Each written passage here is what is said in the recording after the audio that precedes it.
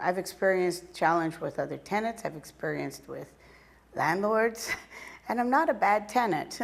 Anyway, what happened in 2005, I was renting a room from a lady in a townhouse, and my grown son used to come and visit me, and she didn't like that. And she was also stating that I had stolen food from her and everything like this. And it really, really hurt me. And anyway, she just got mad and she couldn't handle it. So what she did, she gave me an eviction notice. And what I found out is if you rent a room in a private house, it's not a rooming house. And the landlord and tenant laws do not apply. So anyway, I left there on my own free will, not a problem. And what else? I used to live in supportive housing where we had tenants, about 11 tenants in the house, and then we had a staff who cooked our meals and tended to whatever needed to be done. Two ladies, they weren't well, mentally speaking, and I nearly got in a fight with one, nearly got in a fight with the other, nearly got in a fight with one. I was not the provocateur, I was the recipient, and it wasn't fun. But right now I'm living on my own. I'm in CAMH housing, Canadian Mental Health Association. I have my own private 2-bedroom apartment. I share with my granddaughter, and it's great. I go up the stairs, I go down the stairs to my private apartment, and I love it. The loophole in the law that I talked about in my first question was about if you rent a room from somebody in a private house, the landlord and tenant laws should apply, because the loophole is that you have to have 5 people in a house for it to be called a rooming house. Otherwise, landlord and tenant laws do not apply.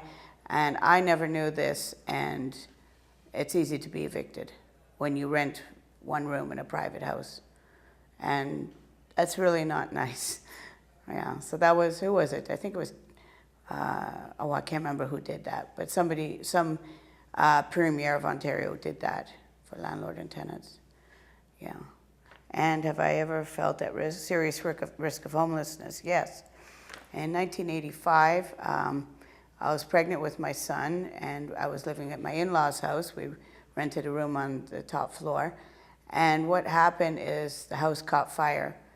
And I guess my husband was in a bit of shock, and I was in a bit of shock. I went to a shelter. I was driven to a shelter.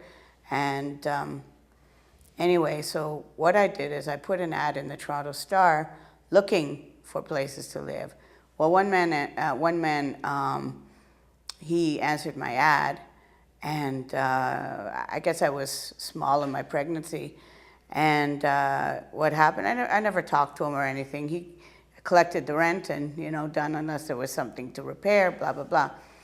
Well, what happened is I found a place, and I lived there I rented a floor in this man's house.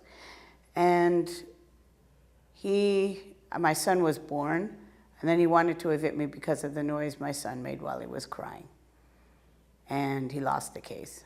But we moved out a month later anyway, so. It's very hard to judge, and people always want to give somebody a benefit of a doubt. But I think in concerns with mental health and housing, I think several factors, like their level of self-care, their comprehension ability, that sort of thing, if they have any intellectual issues or whatever. I think there are many levels to housing that are needed, and I'm fortunate enough to be able to handle my own house and handle the housekeeping and daily duties along with my granddaughter. I'm blessed by that, but some people just aren't capable of it, and so there's issues with that, and they can't express it. I don't know if they have a voice to express the fact that they need more help to be able to live in housing, and that's just an issue that I have.